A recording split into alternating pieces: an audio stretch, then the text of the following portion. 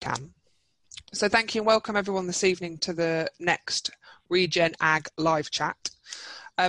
We're really pleased to be joined by Jaime this evening, we have named him the International Man of MYCORRHIZAE and Minerals, which is a very bad title. But this evening we're going to be talking to Jaime for the next hour or so, really about the various work he does from around the world with different, sort of in different landscapes with and different farmers, but mainly to do with cattle ranching, particularly beef cattle. But we will do some chat on goats and sheep. Just to be clear, in terms of hopefully, if you can't hear me, if you've got any issues in terms of audio, please write it in the chat box. What that does, if you're not familiar with Zoom, at the bottom of your screen, when you sort of hover over, it might not look exactly like this, but you'll see these well, usefully I've cut the bottoms off, but you've got two boxes, two speech bubbles, which is question answer. So if you type into there, type a question, and then we can either type an answer or we'll go through it. And then, as ever, Joseph Keating's here to take you through those questions.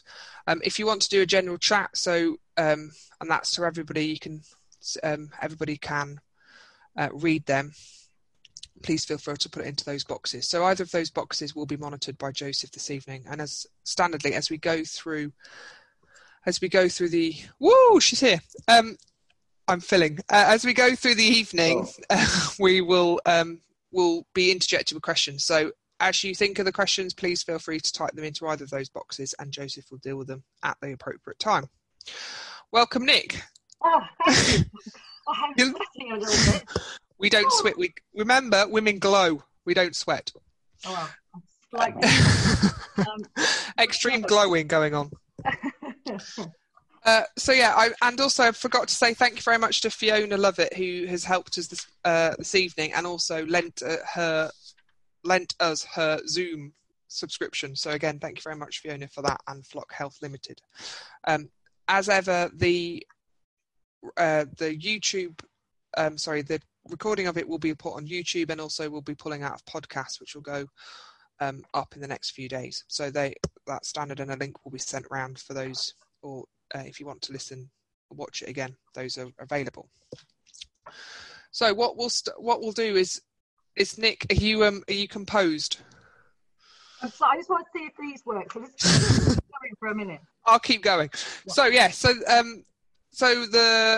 what we'd also appreciate after this is just feedback in terms of, we've moved from Teams obviously into Zoom, so we'd also appreciate some feedback. I'm not sure Nick is a fan, and also that we've moved from every 2 weeks to every month, so again we'll appreciate some thoughts. And the other thing I suppose I could announce now is that we have made the slightly tough decision to postpone Carbon Calling. So it was meant to be held this August, but with various things in terms of quarantine, and particularly Joel coming into the country, we just can't see it can work this year. So we've spoken to Joel, and we're moving it to next June, and it fits alongside Groundswell. Pros and cons, it's going to be a weekend, and I know it's slightly, well, we're very annoyed the fact it can't go ahead this year, but it's not alone in terms of stuff that needs to be moved into 2021. I'm going to go to print. We've annoyed him already. Do you think we should just say a little bit about Carbon Calling just briefly for those possibly new people?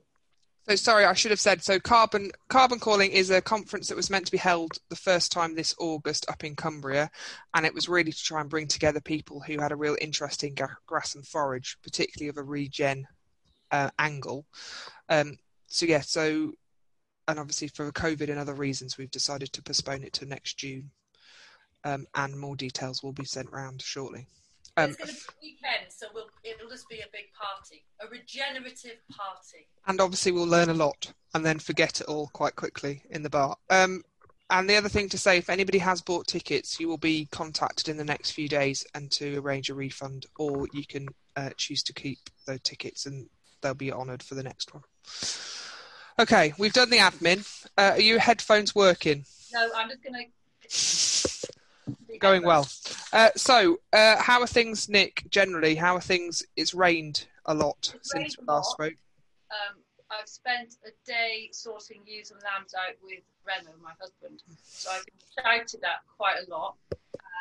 And, quite glad to be away from him. But no, it's rain, so everything is growing like crazy. I think the dry spell will have hit us in lamb growth a bit, but no, generally everything's going all right. And I'm quite excited for our international speaker, our first one. Indeed. Jaime, no pressure. So what we'll do, Jaime, if it's okay, it will make a start. And if you can introduce yourselves to the people, we've got around, how many people have we got on? We've got about 60 people online at the moment, and there'll be a few more joining us. So just a bit of background in terms of, well, how have you found yourself on this evening's ReGen live chat?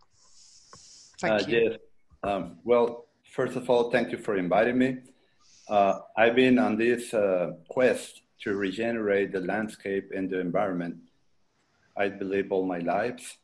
I'm an agronomy engineer by education, but I quickly found out that if I applied the general or conventional recommendations, I would lose pants and shirt because I did it for a full year, and then I had to regenerate the land that had been affected by the chemical fertilizers.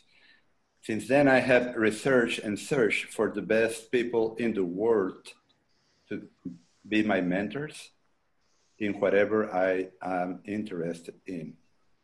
So in ruminant nutrition, I followed Mark Bader, and I eventually had the franchise for Mexico for Free Choice Enterprises for 18 years. And that gave me the scope of working with different environments in nutrition. Then I invited Johan Sitzman from Zimbabwe, Africa, to my house in 2007 or 2008. He stayed there for a month with his wife, and we traveled the country, and he taught me a lot. And then we started teaching together in 2013. And I kept learning and practicing on my own ranches, which I have 2 in Mexico, and on the ranch that I was managing in Florida since April of 2012. Then in 2013, we started doing rounds in the United States in different environments, teaching a course called Sustainable Ranching, which I later changed to Regenerative Ranching. But now I prefer the term of real wealth farming that encompasses everything, because in other methods, they call themselves that they want to take the whole into account, but they usually don't. So I wanted to encompass more, like not only lifestyle and social issues, but really regenerate the land and the world to where it will create real wealth. And that includes our nutrition, our health, our happiness, our family time, and of course our neighbors and social issues. But if we don't improve the land on which our livestock graze, we are not doing a service to our community. We have to improve it.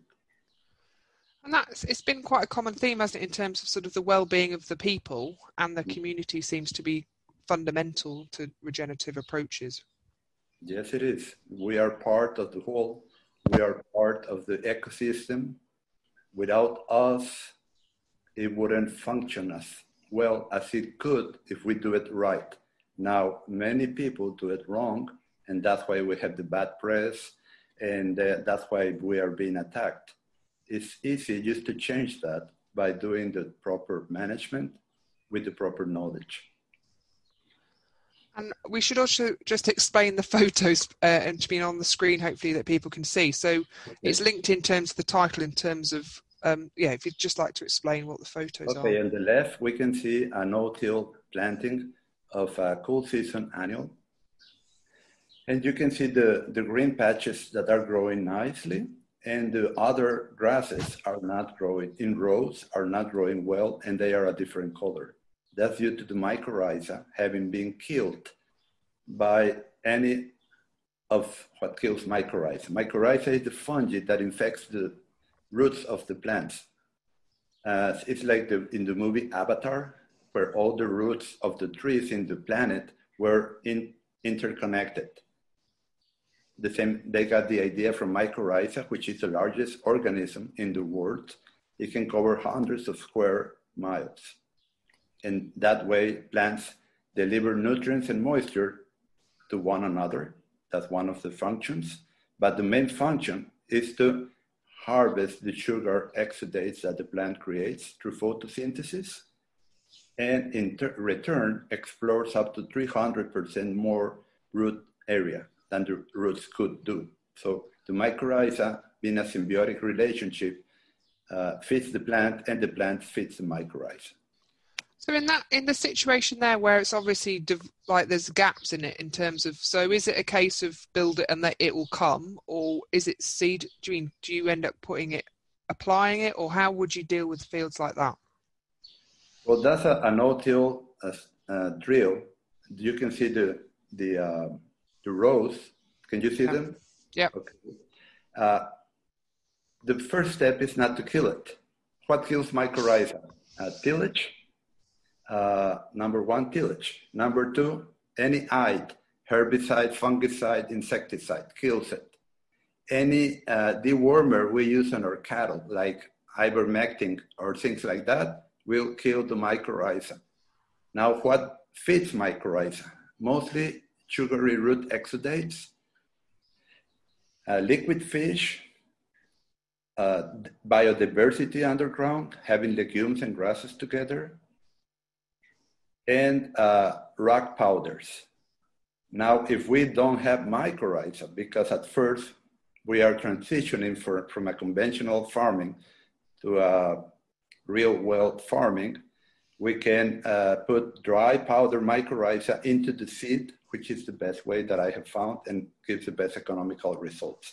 You only need to do it the first 2 or 3 years if it's severely degraded. Most farms do not require it. Okay, so it's part of that process of land conversion, isn't it? I suppose, is to build up that population. Yes. Go ahead. Sorry. When you've killed all the mycorrhizae by using all the pesticides, fungicides, and how long does it take you to build that up again? I cannot hear you well. I can hear Liz well, but not you. Once you've killed it all off, how long? So if you were just allowing it to regenerate naturally, how long would it take? It depends on the severity of the degradation. Like in Florida, where the land had been destroyed by every 2-week application of glyphosate at high rates for 23 years, and it was very sandy soil, there wasn't any mycorrhiza. So I saw that the bolls were spreading the mycorrhiza in their tunnels, because you could see those green strips growing only in the burrows of the bolls. So I researched, and they do excrete in their droppings millions of mycorrhiza spores per gram. So then I started applying the mycorrhiza in the seed, and we started having the results we needed. So instead of losing time and money with a very small investment in the mycorrhiza, you can jumpstart the process and not have to wait another 2 or 3 years. So it depends as always. Okay. In Katy, Texas, I arrived there and there was no mycorrhiza. But after the first few months, you could see the mycorrhiza advancing through the farm, and it even crossed a gravel road. And you could see the green moving across the farm, and it stayed green longer into a drought. That's mycorrhiza. And so it's because it basically develops a greater rooting network, so it therefore can scavenge for more water, more nutrients than just the grass roots alone. And build humus. Without humus, we should remember, is real soil fertility. Humus is a part of the organic matter that cannot be degraded down further, and it's what gives the brown color to soils. And it's a fertility that lasts for 100 years or more, and that's what we have been mining. So I've moved the slide on because you have a slide in terms of where that you can see the sort of, well, you can explain, but in terms of that dark layer is what you're after. Yes, where you see the slide with the soil in it, that's the airstrip of that Mashona farm in Florida, which had been severely compacted, so airplanes could land there. So you can see that the roots that bring the liquid sunshine with them, that's carbon in the form of sugary root exudates. The roots bring the black soil or humus just as deep as they can reach. Beyond that hard layer, they cannot go through. So we broke that hard layer with a keyline plow from Australia, and now the roots can go deeper and increase the humus content to a deeper area. We need to remember that to create humus, we require green plants because humus, 90%, up to 90% of humus is created by dead bodies of microorganisms, bacteria mostly, that cycle and are being digested by other microorganisms, with the last digestion being carried out by fungi. Without photosynthesis, we don't create the sugary root exudates for those microorganisms to feed on, and we do not increase humus, even if we apply, if we trample down the forage. By selective grazing, we will not create as much humus as if we do correct, severe grazing with enough rest after that.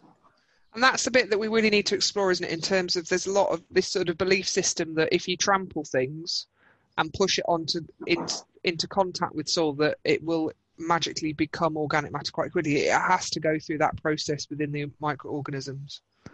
Yes. Let's say, for example, a hectare of well-managed grass can put down 10 to 20 tons of sugary root exudates per year. And that's what builds up the humus content. We have done sampling in northern Iowa, which is cooler, more like you, but colder in the winter. And we tested, or they did tested a client of mine, the neighbor ranch where it had been continuous grazed, the worst management you can think of, and his farm that had been selectively grazed with the mob grazing, tall grazing, okay? After 8 years, both had the same humus content, didn't go up. So I'm showing you on the other picture where you can see how we started. That soil, very sandy soil, had 1% organic matter, low in every nutrient you can think of, but not on calcium. And we improved the land just by grazing properly with cattle at high stock densities, at high carrying rate, superbly adapted cattle. And we ended up with what you see on the top part of that picture. That's 5 years later, the same paddock stockpile for winter use. And that gave us 300 cow days per acre on that winter. So the key thing is, I suppose the important bit is that, so you're still grazing at relatively tall heights, aren't you? It's not a conventional sort of 12, 15 centimetre grazing height, but you're actively trying to get that animal to eat all of that forage off. Yes, but that will depend on environment. In your environment that you have cool season grasses, you are absolutely correct. And a tropical environment is different. Okay. I do consult all the way from Paraguay to Mexico tropics, to highland Mexico, to Canada, to France, to Scotland, and hopefully to England. And so I suppose in terms of sorry, Nick and Joseph, I don't know whether there's a few questions. Yeah, there's a few questions. Thought we could go through. So one was, what is it about liquid fish that provides a benefit? Liquid fish allows the plant to increase the photosynthetic activity. So you increase the photosynthesis of that plant by applying liquid fish. And that in turn will increase the sugary root exudates that actually feed the mycorrhiza. Legumes are essential in the first parts of the process. And then we have two similar questions. Is where do you get your mycorrhiza from for reseeding? In the United States, I get it from Mycorrhizal Solutions. And in Mexico, I just buy it locally. They produce it on the roots of sorghum seedlings. Sorry, Joseph. I just need to clarify. Liquid fish is, as it says, liquidized fish. I know this is a stupid question, but I needed to check this. Yes, it's fish hydrolyzed fish. Okay. You can make it. You can make your own. Just put the fish heads in a drum and cover it with molasses, and then you just stir it every so often, and it won't stink because the molasses will make it ferment. Okay. So it will take a few months, and when it's ready, it will be liquid, not stink as much as the hydros. When you buy it from sardines or from mackerel or from salmon, it stinks very bad, but it's good. And you only use 1 gallon per acre once or twice, and that's it. And only at the start of the process of building real wealth. After 2 or 3 years, you don't need it. In Katy, Texas, I only used it 1 year, and that's it. Okay, sorry, I needed to check liquid fish. So just now we need to use biological methods that build up soil life at a low cost. There's I know I'm moving on, it's not my time for questions, but I do want to know who was the first person to think that liquidized fish would do this. But anyway, that's more of a question for out there. Joseph, carry on. We have about 2 more. We know what you want to do tomorrow, buy some fish heads and molasses. I think it could be a new business. Yeah, you'd have to eat the rest of the fish. So the other one was, what do you mean by a keyline plough? Is that a subsoiler? Yes, but it's a special type of subsoiler that PA Geomans developed in Australia. That is a straight tine, very narrow, that breaks open the ground underground and just leaves a slit on the top. So you actually fluff the soil up and it comes down, not as down as it was before. And you don't turn the soil. That's very important to not kill the mycorrhizae. And just on the theme of fish heads and molasses, what's the mix? Like, how would you mix it? Yeah, you fill up the tank to the top, or well, to 20 centimeters of the top or 30 centimeters, and then you cover it with molasses. And that's it. You let it ferment. Now you have to cover it with something or you will get flies and fly larvae. But if you don't, the fly larvae will eventually die and become protein also. And then just the final bit with that is it the proteins, amino acids that's benefiting the mycorrhiza? Well, you can also make it with green cut lucerne or alfalfa, but it's not the same high quality because it needs to be ocean fish, because in the ocean we have all the trace elements for life. If you look at the water in the ocean, it has the same ratio of minerals than human blood. That's another subject in itself, and I love it. Jamie, can you hear me now? Yes, I can. Oh, perfect. I've got my Madonna things on. Can we just go back to your mineral buffet? Sure. Can you go back to that picture, Liz? Yeah. Could you just explain your a smorgasbord, I think you might call it, isn't it? A smorgasbord? Yes, it's of like minerals. 12 to 16 choices, so the cow can select whatever she needs. For example, if you have high calcium soils or high calcium forages or high calcium grasses, and we need to remember that the cows or sheep or goats' bodies require a ratio, ideally, of 1.4 to 1.6 calcium parts per part of phosphorus.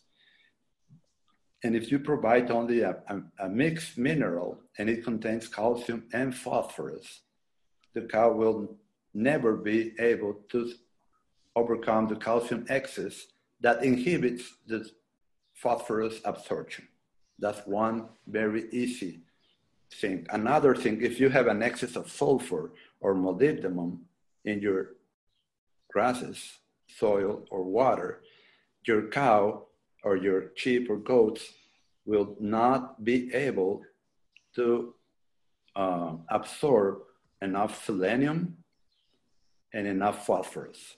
And phosphorus is essential for fertility, growth, and health because it's an essential part of ATP, adenosine triphosphate, which is the fuel for the cells of our bodies. So when you don't have enough phosphorus in relation to calcium, it doesn't become absorbed and you will see dull coats. We need shiny coats. Even in the winter, they should be shiny. If you see a black animal coat that is brownish in the top, that's a deficiency of copper, which is usually caused by an excess of another element. So that's why feeding a mixed mineral doesn't work and it's not a good way of doing it. So with that, so there's that sort of heavy lid, isn't it? So the cows flick that heavy lid and then they'll have certain seeking behaviours to identify the mineral. I suppose they learn which minerals they're particularly after. Well, they don't learn. They try them and they have a retroalimentation, I don't know how to say it, a retroback process where if it makes them feel good, they will. It's like a feedback loop type thing. Feedback, sorry. My original language is Spanish, so I have to think in Spanish and then translate to English. But anyway, we have there phosphorus, magnesium, calcium, potassium, vitamin B, vitamin A, D, E, cobalt, manganese, selenium, zinc, copper, things like boron, salt. The salt, we put it by itself. So if the cow requires only salt, she can eat only salt because it's very cheap. You don't want it mixed with the mineral because then that's the way the manufacturer does it to lower prices. And you think that you're getting a good price. But we should look at the price per cow per year, not per pound of mineral. Because I don't know if anyone's listening or Liz, but I'm not aware that you can buy minerals like this over here separately. Oh, we have to make them over there. Yes, I am looking for someone to do it over there. In France, I haven't found anyone to do it, so it may be a good business for someone in the over there. Yeah. Because the feed compounders must be able to, you'll buy it as straight. Yeah, I have never thought about it. I don't know. If you don't have it, the best thing you can do at least is to put white salt, sea salt by itself, your usual mineral by itself, and a mixture of food grade monosodium phosphate, 1 to 3 parts, 1 part of that to 3 parts of salt, mixed together, and offer those 3 choices by itself so the cows can decide what she needs. Because there was quite a lot of, especially on Twitter in the last few weeks, there's been quite a lot with the strange weather, so this dry period and then wet, a lot of pica in cows. Do you mean, so this idea of eating a lot of soil or changing their sort of behaviour to try and ingest quite a lot of soil? So yeah, there's been quite a lot of conversation about that. That means many things. Yeah. That means that as the soil dries up and there's not enough mycorrhizae, the mineral content of the plants change. And then we start to see problems. But the reason, and the mineral buffet, you've put that in because of your non-selective grazing. Those animals are eating what they need to eat. But it's fundamental to that part. Let me go back to that. That mineral box you see there is a crutch.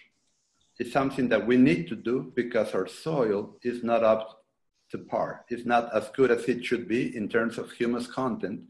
So the minerals are not balanced and not there in enough quantities. So we use it because cows will return 80% of what they ingest via their manure and urine to the soil. If we distribute the manure correctly with the cows at high density and properly managed, we're going to increase the levels of the minerals that the soil requires by doing this. Eventually, the consumption of the cows of the minerals will go down after 1, 2, 3 years to where it's very low and the cost is very cheap. The best way to feed minerals is through the forages. But when we start, this is the best program that I have found to fix the soil. Okay, thank you. And then in terms of, so in terms of... Oh, let me finish. Very important because people are listening. To know if any mineral program is working correctly, take blood samples of your cows and send it to the lab, usually universities, to find out if they are deficient on any trace element or major element. Sorry, go ahead. And so you'd be doing that prior to putting something like this in and during, just to check what's happening? Or when would you be doing those blood samples? Oh, I do it at least twice a year, just to know if we are right on track or not. Any mineral program, not only this one, any. Yep. Okay. Thank you. Just before you move off the minerals, I'll just ask two questions that have come in. I forgot to pre-apologize as well at the start of today's call that if I don't get through your questions, apologies. But one is how is the mineral lick box advantageous to using the likes of a mineral bolus? How is the mineral lick box what? Is better than using a bolus, say mineral boluses on animals. Well, when you use a mineral bolus, you are forcing the animal into something that she may or may not need. For example, a black animal will require 4 times less copper than a red animal. If you don't take all those little nuances into account, or a calf that is drinking milk from a cow will have different mineral needs than a cow that is giving the milk. Then it also depends on the water they are drinking and the forage species they are grazing and the maturity of the forage species. So I prefer not to use boluses, but sometimes you need to. For example, in Florida, we have a very high excess of sulfur that doesn't allow selenium to be absorbed. And so we inject selenium a month before calving to avoid calving problems. And then there was just kind of on selenium, there's high molybdenum soils in, I think it's molybdenum, MO. This is where my science is failing me. It is. In Scotland, and often see selenium and copper deficiency in stock. So does the free access allow them to effectively overcome this lockup? Up to a point. Depends on how high the molybdenum excess is. In Canada, I have a client that has 2 clients that have those problems. They have too much molybdenum, and that inhibits the absorption of copper and phosphorus, and you can see it in the cows. So we are going to give them the monosodium phosphate and the copper separated so the cows can balance themselves and then check the blood. If they aren't able, we need to do another thing, the next step. So that's why consulting is so important. It's not only okay, I'm going to do this or that. You need to monitor anything you do. And these are just the last two kind of on this topic for now. One farmer said he has a situation when sometimes the cow picks up stones and rattles them around. Do you know if this is a sign of a P deficiency? Yes, usually a sign of deficiency also when they eat dirt or when they gnaw on bones. That would be a phosphorus deficiency, usually created by an excess of calcium or molybdenum or sulfur. And then kind of these were the last two questions are kind of the one. So I'll just read both of them out. Should you not be doing liver as bloods aren't 100%? And then kind of the similar question. Do you think... Sorry, continue. Liver is best if you are harvesting animals, but just for monitoring, blood is good enough. And then the questions keep coming. And then do you think we have good data to tell us what the blood levels of minerals should be? Whose standards do you use? I use the standards of the Michigan State University, which are very good. And then if cows are gnawing on bark, what do you think that's a sign of?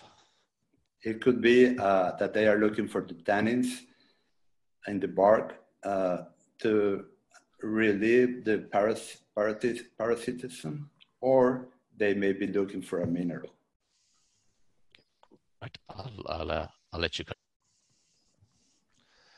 So I've shown the picture of this picture several times now. So please explain the picture. Also, this is when we were talking before. This is sort of where it started, isn't it, in terms of your sort of the real wealth farming. Yes, that's the first class we gave in Mexico to the Chihuahua ranchers. And that's 120 to 130 persons there. That was in 2014. And by now, there are already over 2 million hectares in that state practicing these methods with great success. What do you think was the trigger for that? I accept you were there, but also what were they finding in that area that just wasn't quite working? Well, they were doing conventional grazing, where they were continuous grazing, or they were trying tall grazing and selective grazing, and that just doesn't work, especially in such a harsh environment where the usual rainfall falls in 3 months of the year, and it's 16 to 18 inches in that area. Other areas are 8 inches average, so that's a desert, and we have had great success there.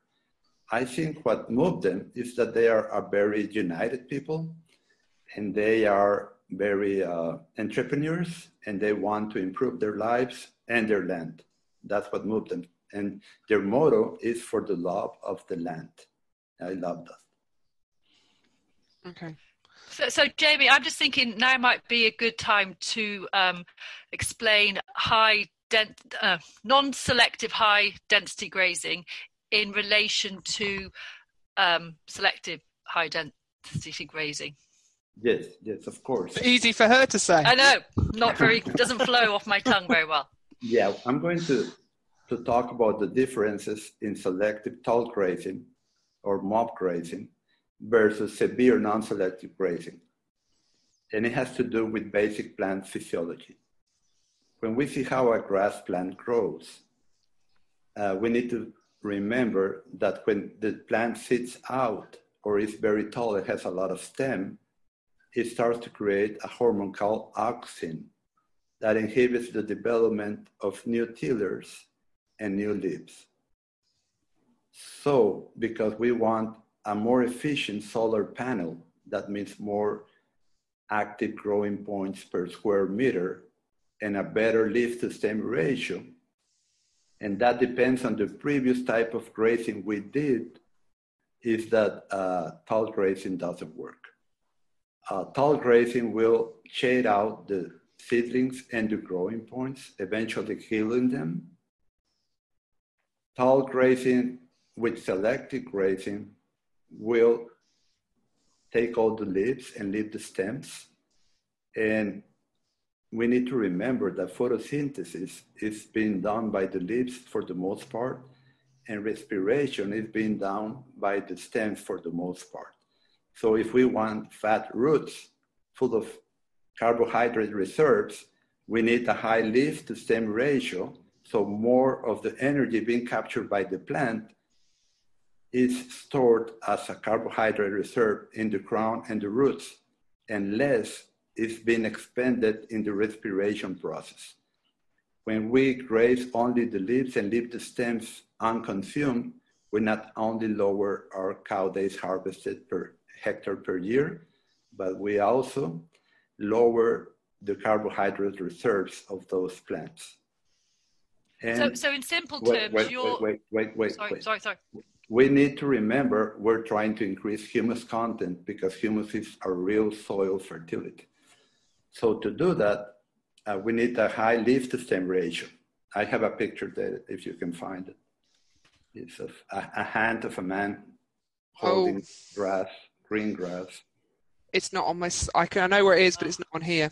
I can find it. Bear with me for a second. Important one for this.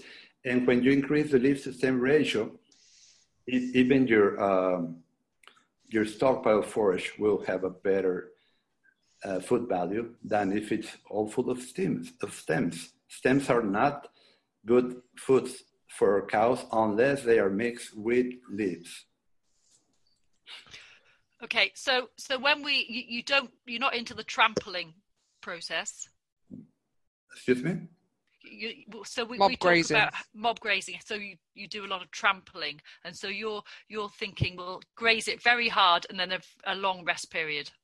Yes, we also want to keep the soil covered. We don't want the bare soil to show. But we need to remember, when you do correct, severe non-selective grazing at high stock densities, you leave like 15 to 25% of trampled material in the ground. So it's a function. The litter left behind is a function of how much was there to start with. That's why we need longer rest periods, which benefit the health of our cows also. When they only graze the top, now I'm going to talk about like a nutritionist, which I am, a ruminant. Oh, that's the grass. That's the leaf to stem ratio.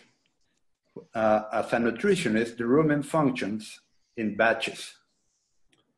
So what do we need? We need a balanced ration. We don't want them to select the highest sugar portions of the grass, which will be the tops.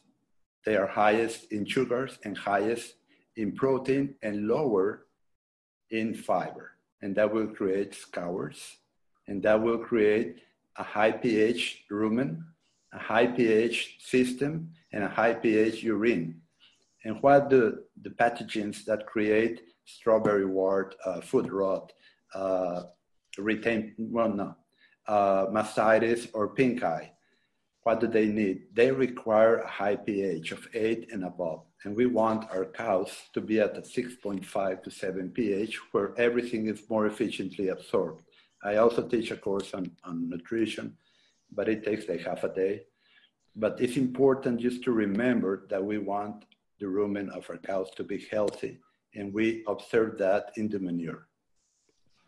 And so the photo there is just showing, do you mean a really high proportion of leaf, but quite long, really? But that, in terms of that balance of energy, protein, and fiber within. Yes, that's a high leaf to stem ratio. That's what I'm trying to show there. Yeah, and I'm trying to find that. And so then this is in terms of manure. So that's what do you mean images of sort of this sort of good fiber digestion type example of what that manure would look like? So relatively firm, really. Dung beetles would love it. From a previous conversation. Not very sloppy. For example, you have cool season grasses.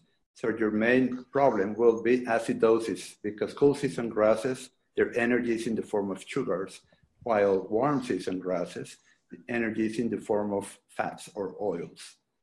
Sugar is 55% oxygen, when the optimum for the body is 40.5% oxygen. It's like when you adjust a carburetor in a car. Too much oxygen will create acidosis, and the manure, when it dries, will be covered by a white crust. I'm sure you have seen that in your environment, and that means you are wasting money or resources, and your cow health is not as it should be. And so a way of, even within this sort of environment, would be slightly maturer crops. That would help some of that, but there's still a risk just because of that's what the plant in cold season grasses do. They store it in sugars. Yes, so we need to let it mature longer, and we need cattle that can do well on more mature forages, grazing non-selective. Grazing non-selective is not as easy for the cows as grazing selectively. It's like if you have two corrals side by side and you have 100 cows, you put 50 on one and 50 on the other, and you feed the first corral all they want, and every time they refuse it, you throw it away and put new feed in the bunks. And on the other one, you fill the bunks once a day, and you don't put anything more until they finish. Which will be more demanding to live in which corral? Well, the one that they have to finish everything. That's non-selective.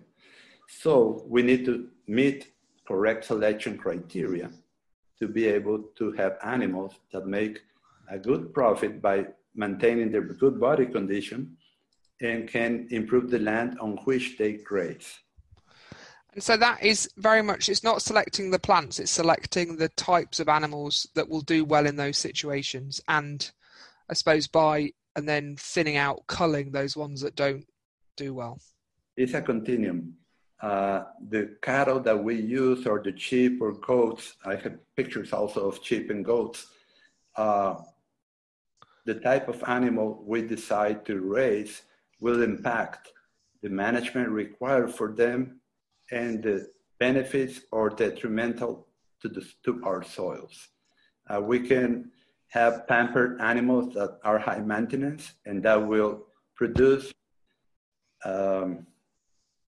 poor soils or degraded soils because they require many more crutches, and we will not have money to take home. When we have animals that can fend for themselves, and it's just the criteria, the selection criteria. I'm not talking about changing breeds. You have very good breeds there in England. I am talking about the selection criteria. And we can see in these animals, the animal on the top, the brown animal, that's a conventionally selected high input animal. And the same breed in the red one below it, that's a correct selected animal, bull. Then the black ones, the one on the very top is a black Aberdeen Angus. That's perfect animal there. Then the one in the middle, the black one, that's a conventionally selected, tall and lanky. That's a very poor animal that will give daughters that will not do well under low input farming. And the one at the bottom is again correctly selected. So part of that selection criteria is about the physical characteristics, isn't it, in terms of height, masculinity, all of those factors. So it's a slightly different way to, Gene, we would tend to be promoted around estimated breeding values, so the sort of genetic potential element. But this is This is very much building in that sort of physical stature element too. I would like to take it a little bit further. I want to select as nature does. Nature has been selected correctly for many, many years, and you can see it in wildlife. If you go to Africa, you don't see skinny, high input zebras or gerenuk or wildebeest or lions or elephants or whatever. They have to be well adapted or they are culled out by predators. Well, because we only have 1 or 2 or 3 species to manage our land instead of a myriad of species, we need to select as nature does and play the part of the predator with electric fences and with cooling. Instead of letting them die of disease and parasitism and predators, we cool the ones that are weak and don't do well. That's the way it works. Sorry. Yes, go ahead. So I was just so a few questions have come in about sheep grazing, tall covers and stuff, and we just find grazing in this country with tall covers and sheep just doesn't really work. Is that because we've got the wrong type of sheep? How do you do your sheep? Okay, I had 1,000 sheep in my own farm in Mexico in the tropics. The best way to do sheep is in a modified leader-follower rotation with beef cows. That's the best way, and that's what we are doing in Iowa. We take the sheep to selectively graze 1 full rotation ahead of the cows and use the cows to condition the grass for the following graze by the sheep. Okay. That way, we keep a longer rest period in between sheep rotations and cow rotations. And as we know, each other species parasites are not bad for the other species. So by doing it this way, we kill 2 birds with 1 stone. And it's been working very good for years now. Okay, that's good. Having only sheep makes it very hard. In environments where sheep are more profitable than beef cows, the best way is to do both. How much mixed farming like that do you see? Is it the norm or is it? Depends on environment, but environments like Scotland, England, Canada, and northern United States, that's the best way to do it. But the ultimate way to do it is to have high-priced fruit or nut trees growing in the pasture. Well, that leads us on to mulberry trees. Well, yeah. There's in been terms lots of of people, before we get carried away with the trees, Okay. in terms of just for those interested in sort of the correct selection for bull, so it would be this very masculine type. Do you mean certainly that the top Angus? The ones on the right, they're very masculine. Yeah, and in terms of they're quite big creatures, aren't they, for forage-based systems? But they've got quite a lot of pros too. They are. You see this red Angus bull that is on the top of the right slide? Yeah. Can you see that one? Can you put that one? That one? No. No. Top of the right slide. Yeah, that one. Okay, we see a 2.5-year Hereford bull on the top left. That's from the desert of Coahuila, Mexico, and now he's in Texas. He's very short, a frame of 2 or 1.8, but heavy. Then the red Angus bull to the right of that one, that weighed over 1,000 kilos, and he was a frame of 3.3. That's in the hills, the sand hills of Nebraska. Then on the bottom on the left, that's a bull that I selected myself. I bred in the Mashona farm in Florida. Here he is at 2 years old. Then the next one is a cow that calved at 2 and at 3 again in low quality forages in Katy, Texas. And the little bull calf on the right is a 5 days old, and thus the best bulls are born looking like a bull, but it's 1 in 1,000. So that's one. Not easy to find. And so it's the idea that also the females are very feminine, aren't they? So it's in terms of you're looking for those sort of... Yes, and each one has its characteristics that I teach on the course. We want the bulls to look very masculine and behave. And that's a result of high testosterone. And the females, we need them to be very feminine and behave as a female. And that's high estrogen. A high testosterone bull will give a high estrogen female, and a high estrogen dam will give a high testosterone bull. That's very important. And so that in terms of sort of one of your key characteristics would be the correct animal for this grazing system. Yes, and talking about hormone balance, it's called sexual dimorphism. The differentiation between a male and a female should be extreme. A male should be 30-40% larger or heavier and behave and look the part. Okay, thank you. Sorry, Jason. Just before you move on, we just have a few questions mainly around kind of grazing. And Liz, your screen share has changed a little bit. I don't know if it's on other ones. I can see your notes page rather than your presentation. So just on a few grazing questions, does using different grazing methods in a year increase species diversity? So for example, skim grazing followed by long rest and then a high intensity grazing. What is a skim grazing? I imagine just not letting the animals hit the pasture too tight. Okay, if you do that, what will happen to the best species? Wouldn't they be grazed preferentially compared to the worst species? Oh, it's not my question. I don't have the answer to that. But, I know. I see your logic, though. No, what I'm talking is that if you want to create a pasture species composition shift, do selective grazing. Then you will have more and more every year of the worst species coming up and taking the hold of your pasture, and your best species will eventually disappear. If you want the best species to overtake the worst species, you increase humus content, you do severe non-selective grazing, so every species have to start on an even plane, and the ones with the largest leaves, which are the most nutritious, will capture more energy and will dominate the narrow leaves ones. So you will end with better species, and as the humus content increases, you will have even better species, because we need to remember that more humus releases more nutrients, up to 40 kilos of nitrogen per hectare per year, per each 1% of organic matter, and up to 125,000 liters of water per hectare per year, each 1% of organic matter. So it's very important to increase humus content.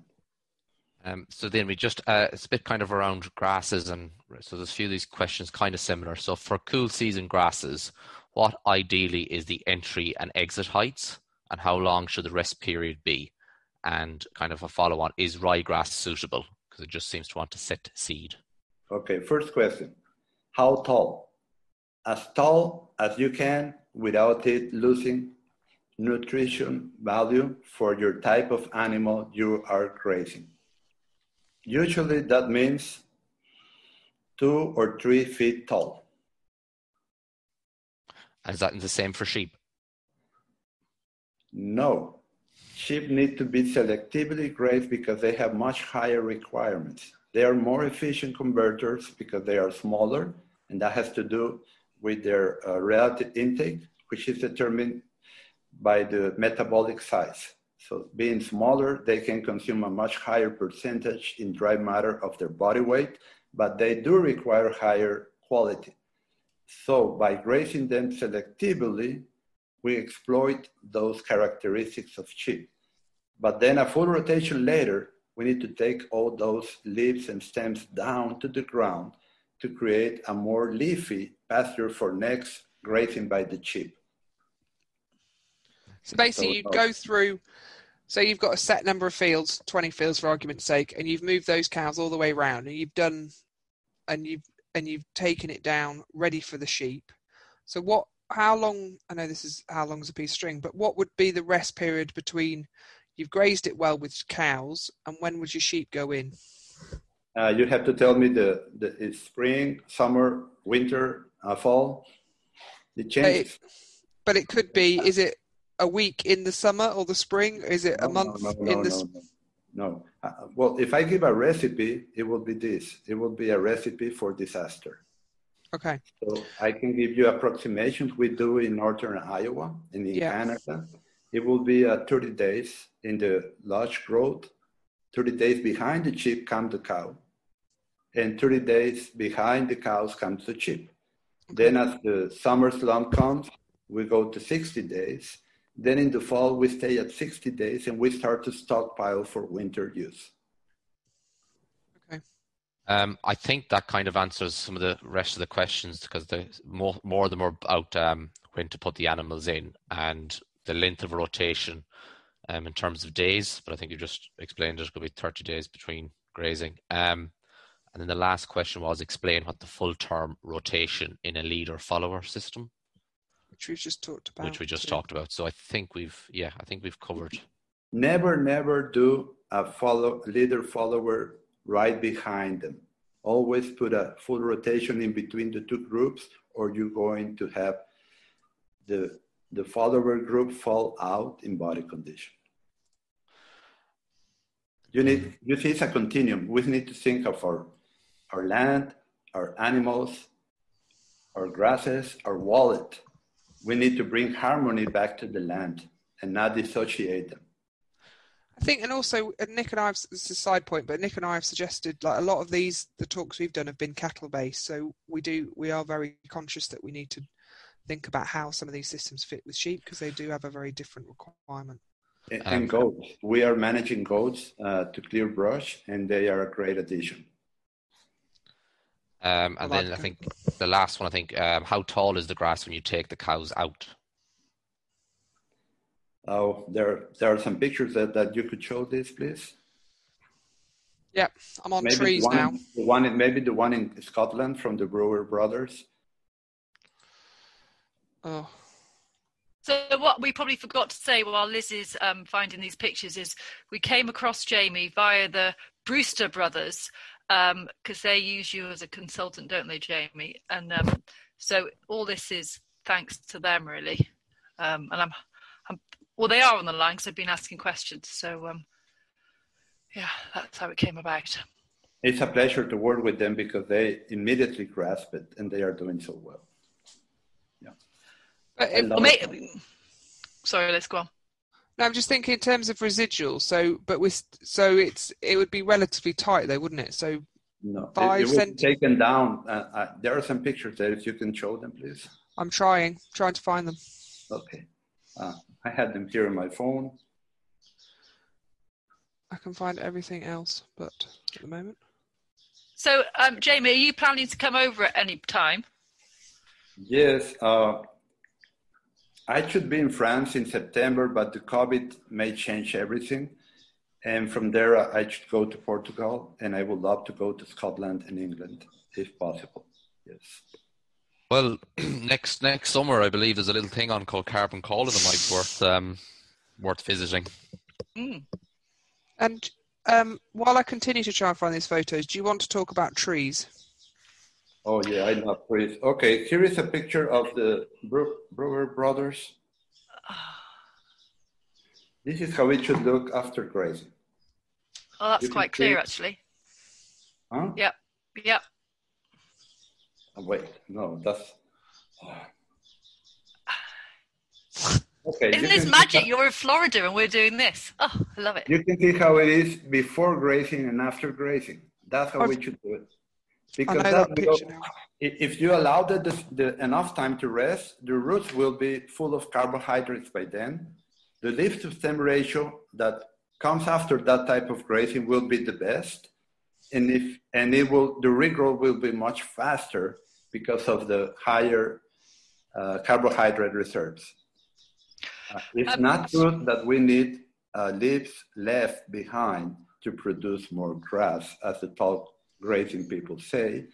In reality, what they leave behind the cows when you selectively graze are stems and not leaves. And stems continue the respiration process, consuming energy that should be in the roots for a next spurt of growth. So that's the wrong approach. They fail to understand plant physiology. So Jaime, your thoughts on the kind of New Zealand dairy rotational grazing, just to throw a spanner in there. Can you just talk a bit about what you think about that? Sure. Can you show please the slide of my farm in Mexico? Can you know? I realised that I'm also can be seen when my look of panic comes on. Right. We see you. Okay. Hopefully. Okay. No, the one with the green grass and the rows of trees. The one at the bottom. Is that one? Okay, I can show that, but that's a far away. That's my farm on the left, and I have a great dairy there. We milk 300 cows twice a day. So yes, ask me about dairy. I'm a dairy nutritionist and a dairy farmer. So the picture with the trees on it, like agroforestry type, that's where you've got your dairy cows? Yes, ma'am. Oh, yes, ma'am. I love it. Okay. So New Zealand style dairy would be very quick rotations, relatively low covers. So just tell us what you do. Okay. In New Zealand, they have the problem of very short roots. So whenever they have 2 weeks without rain, they call it a drought, which we call a dry period. But it makes national headlines. That's due to grazing short and grazing very fast. That creates a problem in the health of the dairy cow, where they end up milking off their backs. Because when protein is in excess of available energy, the ammonia is released in the rumen, and then they have to take the energy from their backs. And what do we need to produce estrogen? The feminine hormone required for a cow to cycle, we need fat. So if we don't have a fat cow at calving, we will not have a very fast rebreeding, and that will make our intercalving period wider, and our cows in milk days longer. We know that a dairy cow gives more milk the first 3 months and then levels down. So the more days in milk they have, the less milk they will produce. That's why this is so important.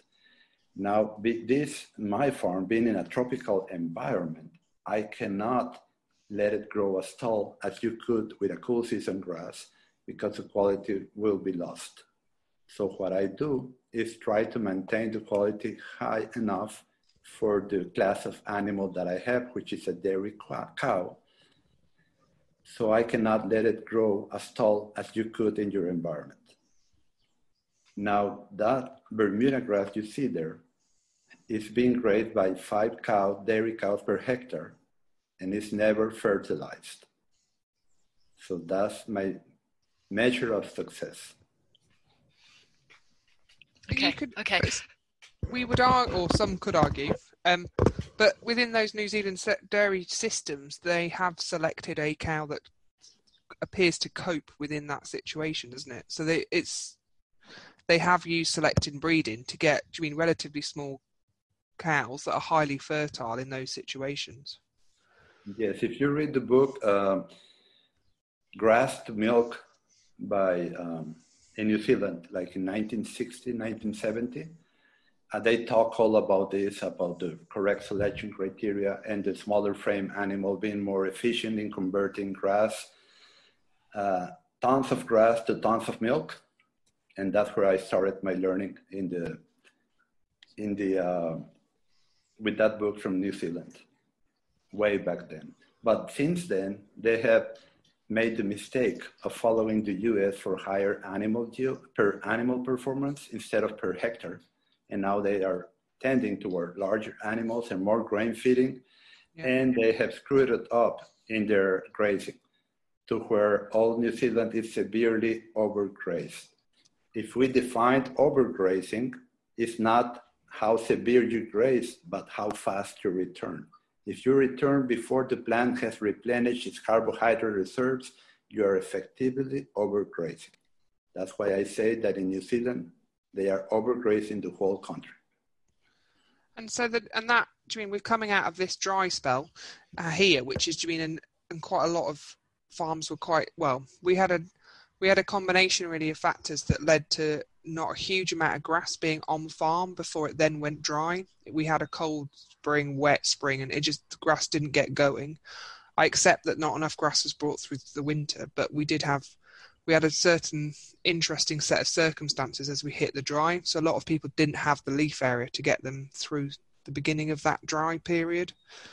But in terms of developing resilient systems, so it is sort of getting those root reserves there, isn't it? So they can withstand more of a challenge. And what else do you think people could do to help them sort of deal with those drier periods that we're seeing more often, really? Okay, it all starts with the previous year's grazing management. If we had been grazing like they do in New Zealand and we get a drought, like we did last year in France, I am consulting for a farm there in Limousin, from the Buddhists. They are from England and they moved to France. And they were in a drought last year, 3 months no rain. Everything was brown all around and they were green. And they saved 40,000 euros the first year by not feeding hard feed and by grazing their animals instead of having them in the barn year round. And now this year it rained and you can see the results. Maybe you have the picture there of Catherine stringing the fence in a very tall grass that reaches up to her chest. I know where it is, but it's not on this presentation. There's a lot of photos. In my defense, there was a lot of photos. I know. It's a picture from her back. Yeah, I know it. I know exactly, but it's not here. I'll find it. I'm going to show you the video so you can see it. I might have some videos on here. That's her. Hang on, Liz, you need to take your thing off. Oh. Here we go.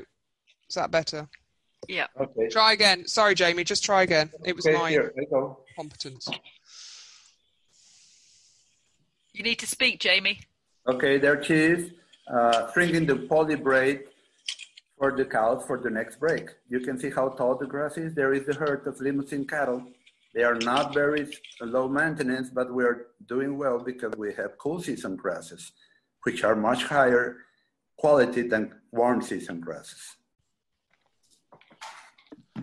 Okay, so that's the result I'm talking about, and that's how we need to increase our carrying capacity year by year by producing more cow days per hectare instead of less, and at a very low cost to no cost.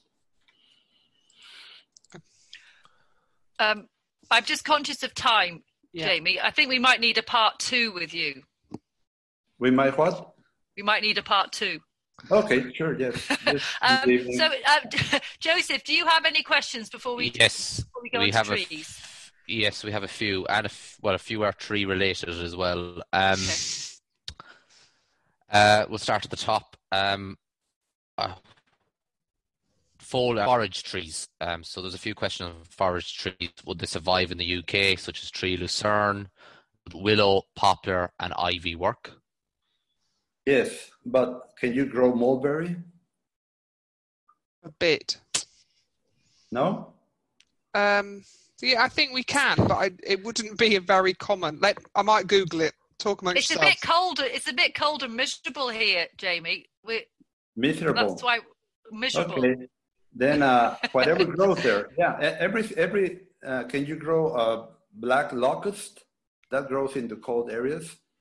Well, you may have to research some, but there is a very good book called Tree Forages that you could consult. And it's from the United States, but in the United States, you have very similar environment in parts to you. What I know that will grow is poplars, yes. They can be pollard. If you see this large tree there with me in the bottom, that's on a monastery in Fort Calcaire, France. And that tree is like 300 years old and has been pollard. And that had been pollard a year before, and that's a regrowth. So it's a very good summer dry period forage reserve. It will not be there in the winter, but in the summer it will be. You can also plant willows in England, and willows are also good for forage for a longer period. We can grow mulberries. So, Jamie, just tell me why mulberry? Why is it so?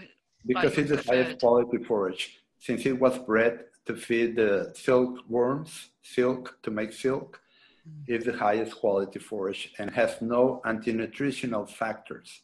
Most other forages are too high in tannins or too high in lignin or have some anti-nutritional factors, and mulberry doesn't.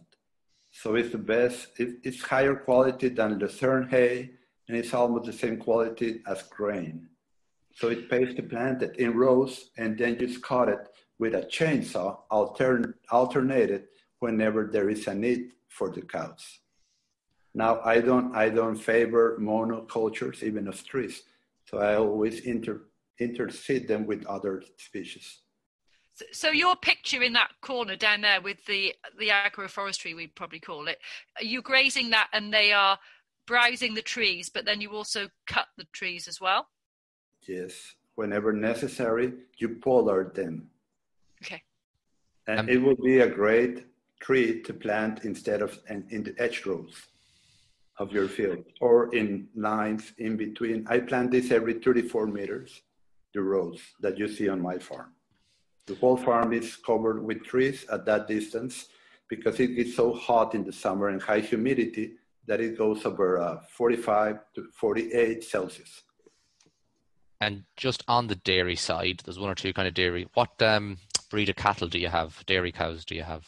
Because it's so hot there, I had to use a tropical milking criollo crosses with machona, so they can maintain their body condition in those low quality tropical forages and high fertility in that very high heat index environment.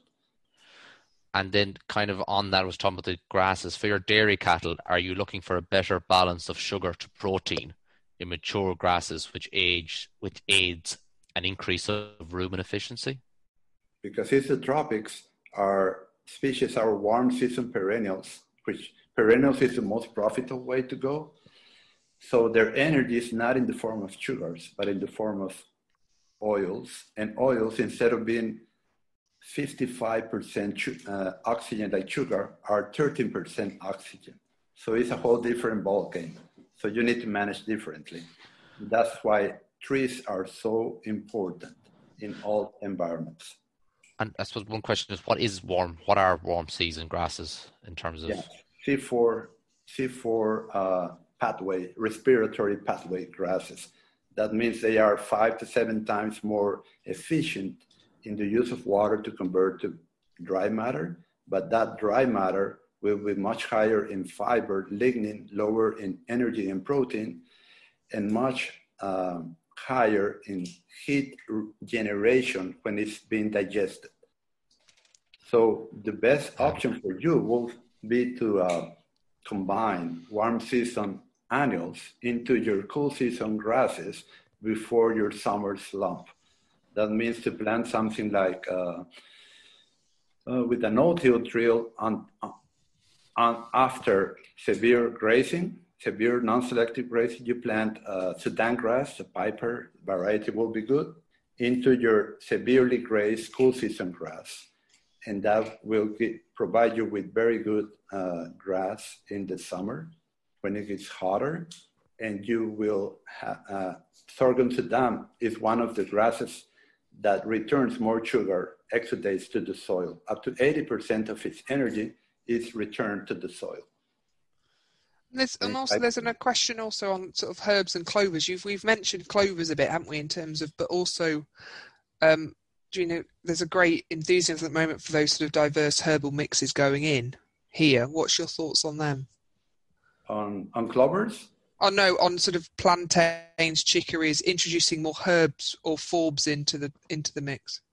Of course, yes. And the more biodiversity, the better. Each species that we can bring into our pasture will bring another 7 species at least of other organisms. So I love what the book called Fertility Farming, published in England in 1960 or 1940, by Newman Turner. And he talks about ley farming and using deep taproot herbs to improve the soil mineral recycling of deeper layers. And I usually plant plantain in my more temperate environments, and chicory and different types of clovers and grasses that can reseed themselves. That's the best way to go. Okay, thank you. Along with trees, very important.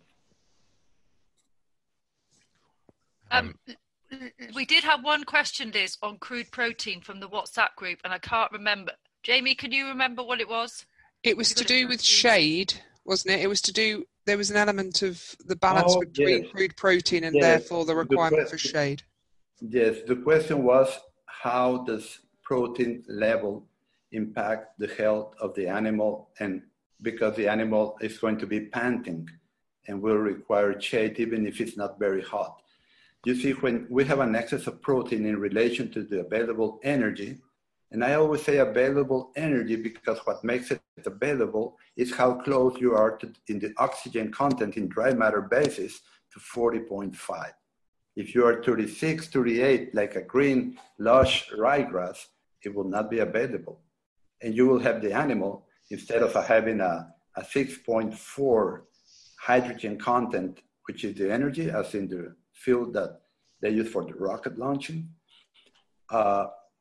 then the protein for a 6.4, the protein requirement is 8%. So ammonia is not released when that protein is digested by the rumen microorganisms.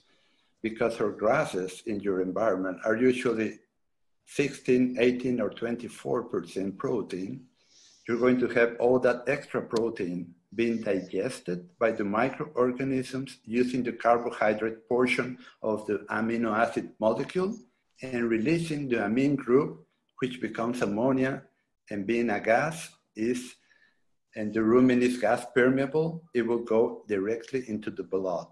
In the blood, it will take the space of oxygen and will make the cow pant even when it's not that hot. And that's why you need more shade. But how can I prove this is true?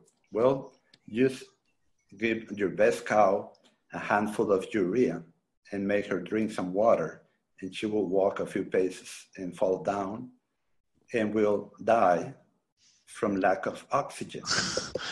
Don't do that. Don't do it, just to prove it. Do it on your neighbor's cow. Then you take some blood out and you see the blood turning brown instead of red. And that proves my theory that the hemoglobin turned to metahemoglobin, which is now taking the space of the oxygen by ammonia. So it's not actually a heat. They're not panting because of heat distress. They're panting because they haven't got enough oxygen, basically. In their environment, it's mainly because they cannot take that ammonia out as fast as it's being created, and that takes the space of the oxygen in the blood. And because in the lungs is where this gas interchange occurs, they cannot get enough oxygen into their blood. It's like when you go into a high altitude and you need to be adjusted. So let's not make our cows miserable by grazing correctly a more mature forage in your environment. Just one quick question about why are your trees 34 meters? Why is it every 34 meters? Yeah, because you don't want, even in the tropics, that's an interesting video that I would like to show if there is time. Yeah, 34 meters because you don't want to have more than 30% shade, because then that will lower the biomass production of your forages. You want it to be in top of what you can usually get instead of. You want like a second floor in your farm. There you can see severe non-selective grazing on low quality warm season perennial grasses with adapted animals. And when I go, I will teach the whole course. Okay. So Liz, I'm just conscious of time, and we want to talk a little bit, Jaime, just about meat, about quality of meat, grass-fed meat, and then because our next talk is with a paleo chap. Great. So I love it. What are your thoughts on grass-fed, grain-fed? Well, I have, as I said, I'm a ruminant nutritionist, so I worked on 30,000 head feedlots. And the problem is when you feed grain, the grain digestion produces lactic acid, and the rumen is not suited for lactic acid, so it becomes burnt up. So after a certain period of feeding a high grain ration to a ruminant, the rumen is black on the inside because it has been burnt by the lactic acid, and that animal will die if it's not slaughtered. So just ask yourself if that is good for your health, to eat an animal that is stressed and is dying from lactic acid poisoning. So that, for me, that's enough, because I've seen it on thousands of animals and when they are slaughtered. And then you see these animals that are grazed and are happy and have long lives and don't get sick. And that's what I'm talking about, bringing harmony to the land, to the man, cattle, and the land. Well, I think that. How can you have harmony if you are mistreating your animals? That doesn't make sense. But now on the other side, nutrition, human nutrition. Well, I think you're going to talk about that. The omega-3 fatty acids, the conjugated linoleic acids, they are very important for human health. And our diet has a high omega-6 ratio to omega-3. And we need a 1-to-1, and we are usually eating a diet that is 30-to-1. And what makes our brain mostly is omega-3 omega-3 fatty acids. Okay. Joseph, is there any more last questions? There's a few. I'll try and go through them quickly. Who's the author of The Tree Fork? Or was there a book recommended? Russell. Russell. That's all I remember. But you can find it. It's called Tree Crops. That's the correct name, I'm sorry. And it's by Russell. And you can find it online on Google. Then what effect does slit aerating, soils have on the micro? Could you repeat the question? I didn't hear about the soil. So slit aerating. Slit aeration? Yeah, it's a bit like key line ploughing, but shallower. So. Well, no, the key line goes as shallow as the hard pan is. There is no need to go deeper, because then you're going to spend more money in pulling that key line plow. You just need to go an inch below the hard pan. So the slitter would probably go maximum of about, depending on how new your blades are, about 12 centimetres. So what's that, 4 inches? 15 centimetres. If you go shallower than that, you overturn the soil. So you need to go at least 15, 30 meters. And then if the hard pan is 4 inches deep, you're okay. I suppose, because we know from the tillage will kill the mycorrhiza. Yes. Will the key line ploughing or equivalent, slightly shallower version, would that also damage it? If it turns the soil, yes. You need to go a little deeper to not turn the soil. Okay, so it's an inversion that does it rather than necessarily the tillage itself. Correct. Okay. Yes, because we have aerobic microorganisms and anaerobic microorganisms. When we turn the soil, we put the anaerobic on the top to be killed by air, and we put the aerobic underground to be killed by lack of air. We don't want that. We want more air, more life, not less life. Just for information. Another very important thing, don't try to grow that which wants to die, and don't try to kill that which wants to live. Deep. It's a motto for the rest of our lives. I'm conscious of time, so there is 1 or 2 questions left, but apologies that I didn't get to them. What we might do is go through them and maybe see can we answer after. Yep. I just know it's hard to get through them all. And if you're interested in those books, quite a few people have put the links to books they've found. They found the links and it's on the chat. So if you're interested, book, I will recommend my book. It's called Regenerative. I can imagine like a copy of it just appearing next to you. I don't have it with me right now. He's an unpacked it. But you can put my information there. No, we'll circulate under Jaime Elizondo on YouTube. There are many, many videos and courses that I have given, and talks in different environments. Yeah, and also let us know when you're over this way, and then if people are interested, then they can have a chat with you while you're this way. So hopefully, did you say September maybe? Or maybe that's what they said, the agroforestry department of the French government. That's what they say, but I don't know about the COVID. It depends. Okay. But thank you. In terms of summary, so I think we've learned. I think it's quite interesting because it's challenged quite a lot of the thinking that we encounter here, particularly this sort of mob grazing, trampling versus building up those exudates. So that's quite an interesting game. Just people thinking slightly differently about that. I'm particularly interested in the mineral side and just how to, particularly getting those animals to decide for themselves. It's a bit like environment enrichment. Yes, I just think it's been really interesting. Thank you very much. I don't know what Nick might have to add. I just think it's been intensely enjoyable. So, Jaime, thank you very much. Thank you for having me. It's been an absolute pleasure. Liz, could you put my information there so people can reach me? The WhatsApp, the email? No, because I haven't got it as a picture. There's a shocker. But we will send an email to everybody who came on the webinar and we'll put it out that way. This also goes out on YouTube and as a podcast. Okay. So but Jaime, if you did want to come over next June to Carbon Calling, we'd love to have you. You mean 2021, right? Yes. Yeah, I would love that. Yes. Please send me the link to the YouTube later on WhatsApp. I will do. Yeah, we won't. We'll put it up. It won't be up instantly, but yes, we'll send you the link through. And thanks to everyone who's listening, and thanks for great questions. Thanks to Joseph, doing a great job with his lovely Irish accent. And all good, Liz. Are we ready to depart? And I forget to say the Carbon Calling dates, we were vague because I couldn't remember them. So they are the 26th and the 27th of June. So it's a Saturday for the main conference and Sunday being the workshop with Joel.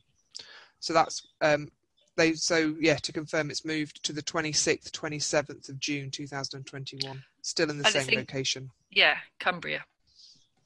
God's County. One of them. But thank you very much, everybody. Thank you. Thanks, everyone. Thank you very much. Bye for now. Have a good night. Bye. Bye.